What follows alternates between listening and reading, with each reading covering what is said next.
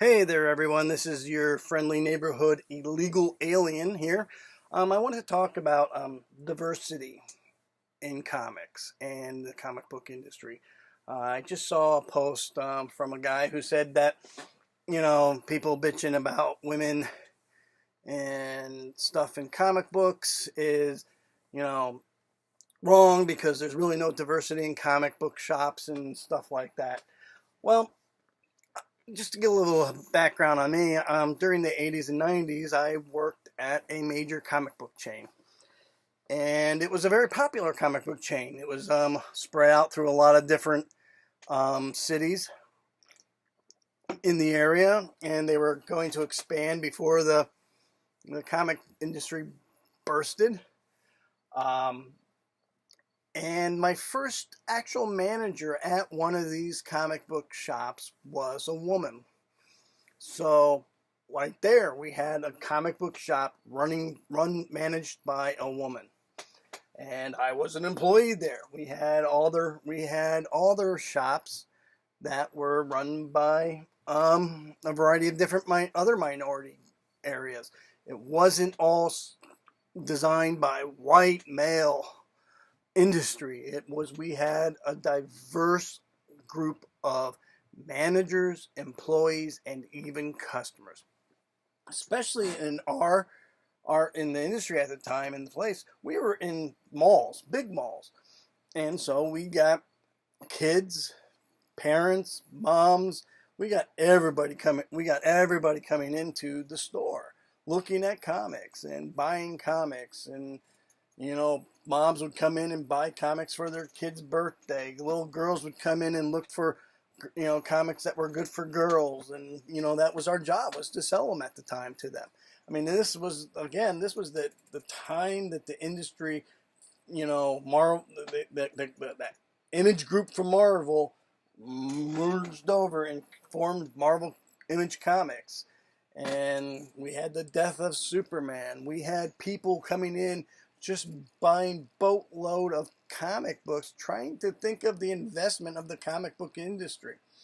Obviously, some of it was kind of silly. I mean, I remember people buying, 100 issues of issue number one of Exo Man of War, and we had Exo Man of War gold cover. You had Archer and Armstrong. Now, granted, Valiant Comics at the time was great. I loved those issues.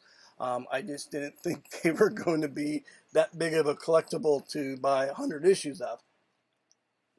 I would normally try to point to people to buy Silver Age comics, those comics that were pretty low in price at the time. And those, I said, those are the ones that are going to invest because they're going to keep on rising. I mean, obviously, I did have certain issues that you could point to say, yeah, that's going to be, it's a low print run. That's probably going to be a high, an issue that's collectible in the time. I mean, obviously, like, you really needed to buy, when issues were Cable or Deadpool back then were introduced. Because again, in the Marvel world, that wasn't as popular. But like when Rob Liefeld went and created Young Blood, everybody was buying 100 copies of that issue, or Spawn number one. They were buying 100 issues. Where their Marvel stuff was going to be more collectible because they weren't they didn't have such a big name on those issues. So, but there was that was the industry. That what was going on around the time. I actually remember working at one of the stores, and it was in the city, and it's a college town, and I remember I had a person who was a white supremacist come in. There was a couple black people actually, it was one black person in the store, and another customer who was a self-proclaimed daylight vampire. Don't ask me. I just went along with it and shook my head. The three of them and myself, we were actually just talking about comics. No racial issues came up, anything like that. It was just a comic book talk.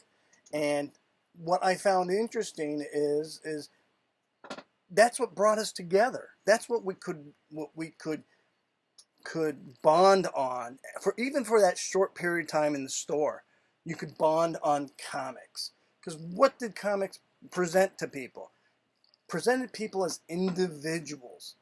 Each hero was treated as an individual hero. They had certain abilities. They had certain desires.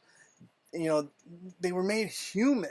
I mean, that was part of what Marvel's greatest feat was making their characters more human and not as identity politicking. So I wish that this younger generation that's writing these books now, and even some of the older generation that has started to lean to this other side of things, I wish they would go back and get that.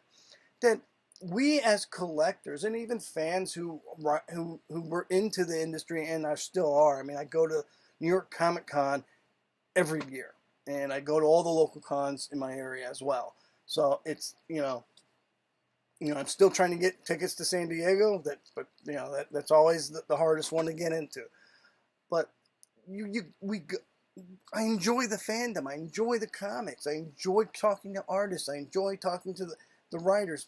Personally, I like artists more because, hey, I'm an artist. So that's what I like looking at. I really wish the industry would get it. That we don't want a character to be identified by an LGBTQ or social justice warrior ideal. We want them to be humans. We want them to be people first. I don't care who they have sex with, who they sleep with, who they love. I don't care if they are transgender. I mean, really, am I going to notice if a new superhero is transgender or not unless they tell me? I mean, unless they take off their pants, I doubt I will. So, to my logic, I don't care. I mean, if you write them with the struggles that you may have, but you make them real struggles, make them real and true characters, then the rest will follow.